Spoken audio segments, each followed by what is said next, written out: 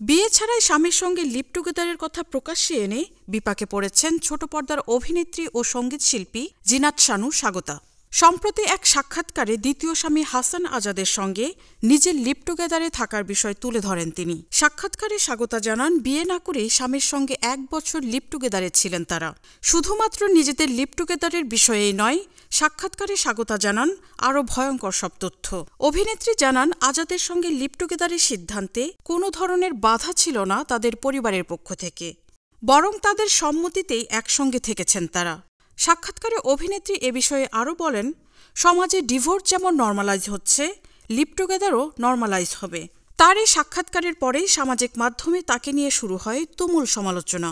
তার এমন বক্তব্যের বিরুদ্ধে এবার স্বাগতাকে লিগ্যাল নোটিশ পাঠানো হয়েছে। মোহাম্মদ আরিফুল খবির নামে এক ব্যক্তির পক্ষে নোটিশটি পাঠান সুপ্রিম কোর্টের আইনজীবী মোহাম্মদ মেজবাউদ্দিন চৌধুরী। নোটিশে তার বক্তব্য প্রত্যাহার করে প্রকাশ্যে ক্ষমা চাইতে বলা হয়েছে, কারণ প্রকাশ্যে এমন বক্তব্য এ বিষয়ে অন্যদের প্রভাবিত বা উৎসাহিত করতে পারে। নোটিশে বলা হয়েছে, মুসলিম ধর্মে বিয়ের পূর্বে নারী ও পুরুষের একসাথে থাকা বা লিভ টুগেদার করা সম্পূর্ণ হারাম। এই হারাম বিষয়টি নিজে করে অপরকে উৎসাহিত করা হলে ব্যভিচারের মাত্রা বৃদ্ধি পাবে। এতে করে সমাজে এক বিশৃঙ্খলার পরিবেশ সৃষ্টি হবে। এমনকি এ ধরনের বিবৃতিতে ধর্মীয় অনুভূতিতে চরমভাবে আঘাত করা হয়েছে।